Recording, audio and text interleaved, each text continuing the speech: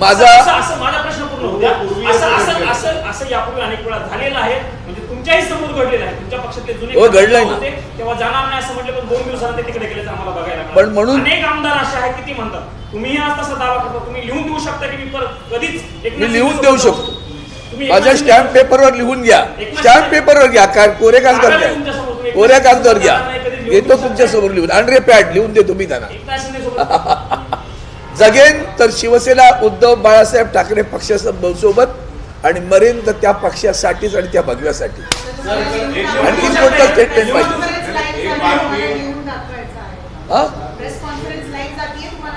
द्या ना मला. अजय पेन आणि अरे वा, असं आजपर्यंत कोणाशी वागलात का रे तुम्ही?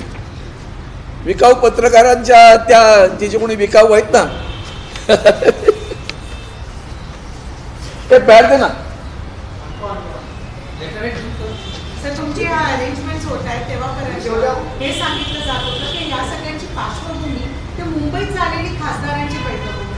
तिथे कुठे ना कुठे नाराजी नाट्य दिसलेलं आणि तिथे काही नाराजगी होती. त्यानंतर अजून या बैठकीला एक पुश मिळालं, एक पोटेन्शियल होतं.